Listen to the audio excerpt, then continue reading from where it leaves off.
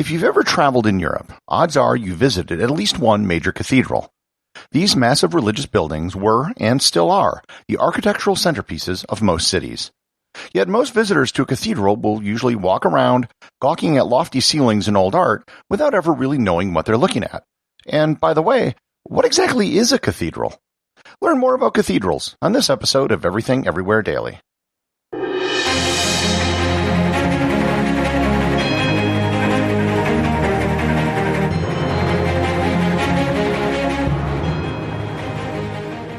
This episode is sponsored by Audible.com. My audiobook recommendation today is Notre, The Soul of France by Agnes Poirier. The profound emotion felt around the world upon seeing images of Notre Dame in flames opens up the question, why was everyone so deeply moved? In answer, Agnes Poirier turns to the defining moments in Notre Dame's history, beginning with the laying of the cornerstone in 1163, the coronation of Napoleon, Victor Hugo's 19th century campaign to preserve the cathedral, the 1950s film The Hunchback of Notre Dame starring Gina Lollobrigida and Anthony Quinn, and the state funeral of Charles de Gaulle, before returning to the present. You can get a free 1-month trial to Audible and 2 free audiobooks by going to audibletrial.com/everythingeverywhere or by clicking on the link in the show notes.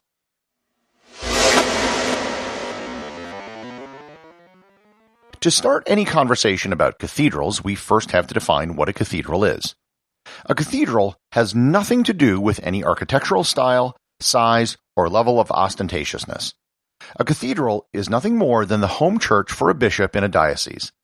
In theory, a cathedral could be a mobile home, if it were the church of a bishop. The name cathedral comes from the Latin word cathedra, which means chair. The chair in the church was a symbol of leadership and the authority of a bishop, so the cathedral was the building with the chair. Today, the chair is more of a figurative term than literal. Every church has chairs, and a bishop can have a chair in the same way that someone could chair a meeting, even if they are standing up. Because of the definition of a cathedral being the principal building of a bishop, many churches that people assume are cathedrals are often not technically cathedrals. Most famously, St. Peter's Basilica in Rome is not a cathedral. The Pope is the Bishop of Rome, and the main church for the Bishop of Rome is actually St. John's Lateran, which actually does have a very prominently displayed chair. Likewise, the Sagrada Familia in Barcelona isn't a cathedral, it's a basilica. The Cathedral of Barcelona is the Cathedral of the Holy Cross and St. Julia. So, what is a basilica?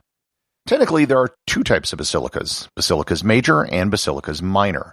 There are only 4 major basilicas in the world, and they're all in Rome: St. Peter's, St. John's Lateran, St. Mary's Major, and St. Paul's outside the walls. Every other basilica is a basilica minor, and these are just churches that are notable for religious, historic, or architectural reasons. A cathedral can also be a basilica. In most Western European languages, a cathedral is known as a duomo or a dom. This comes from the Latin word for house, which is domus. With the construction of the huge dome on the cathedral in Florence, Italy, this became the origin of the English word for dome. The first cathedrals didn't appear until the reign of the Roman Emperor Constantine, who legalized Christianity. Prior to this time, Christianity was mostly an underground religion. What few buildings were dedicated to worship were usually residential homes, called a domus ecclesiae, and the bishop might have had a domus episcopalis. From here on out, I'm going to skip the technical definition of a cathedral and really just focus on big elaborate churches, which is the colloquial use of the word anyhow. In the vast majority of cases, however, they're one and the same. The first big Christian church wasn't technically a cathedral. It was what is known today as Old St. Peter's Basilica. It was the church that stood on the current spot where St. Peter's Basilica stands today in Rome.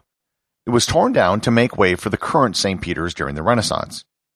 I gave the modern definition of a basilica just before, but the ancient definition was actually a particular style of building. An architectural basilica was based on an ancient Roman design. It was a long rectangle with 3 sections, with 2 rows of columns on the inside. The middle section was wider and higher than the 2 sections on either side. There are several old churches that still have this architectural style. St. Paul's outside the wall in Rome, the Church of the Nativity in Bethlehem, and the basilicas of St. Apollinare Nuovo and St. Vitali in Ravenna, Italy. If you ever get a chance, visit the Church of the Nativity in Bethlehem, which is one of the oldest Christian churches in the world. It is an excellent example of this ancient basilica-style architecture. Over the centuries, the explicit Roman basilica design evolved into something called Romanesque. This style building was built from around the 8th century to the 13th century. These buildings deviate from the classical Roman layout. They're usually much bigger and have towers. They also have very thick walls, small windows, semicircular arches in windows and doorways, and often barreled semicircular ceilings.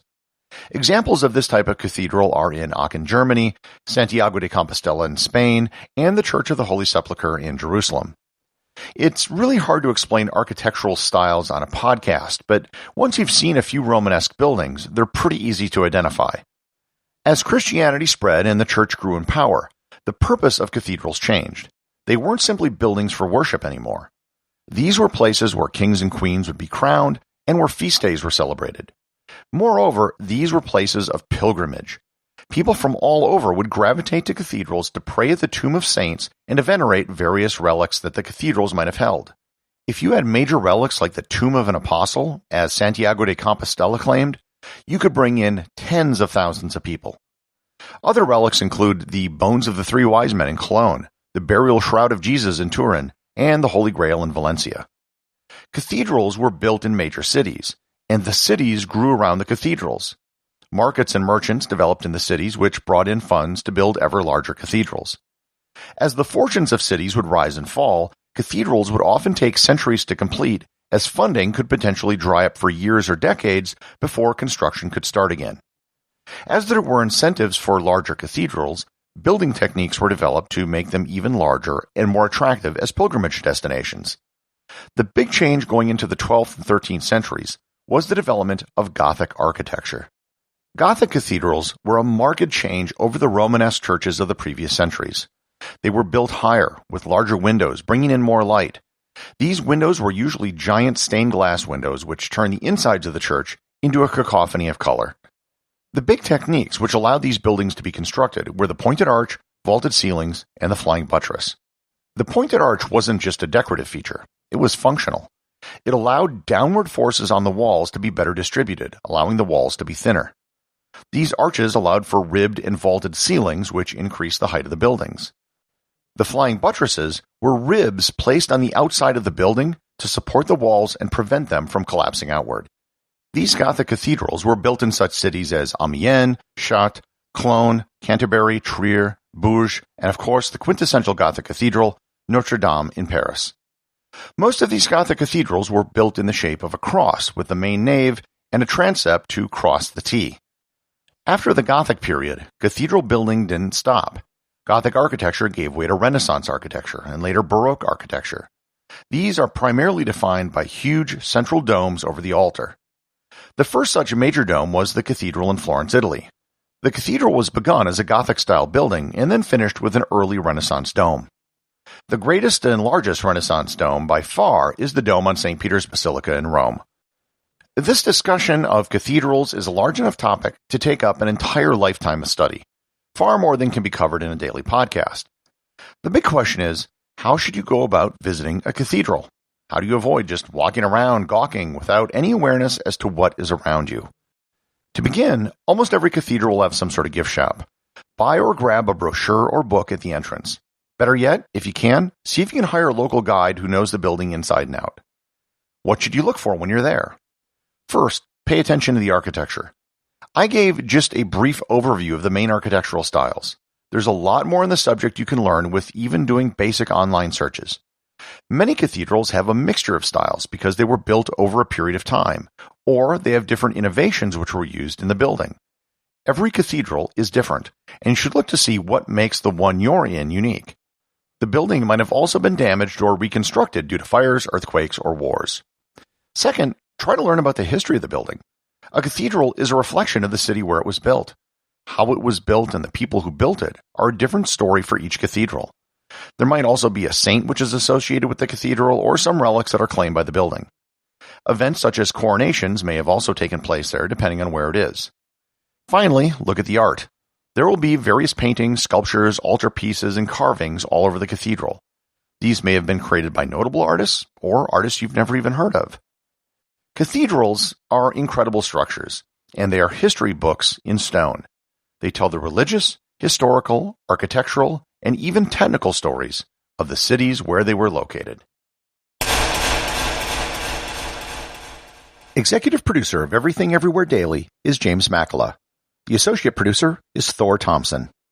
Remember to leave a 5-star review to get your review read on the show. They can be left at Apple Podcasts, Podcast Republic, or wherever you listen to the show. Also, you can help support the show over at patreon.com. Patrons can get merchandise like t-shirts and hoodies, as well as having direct access to provide suggestions for future episodes.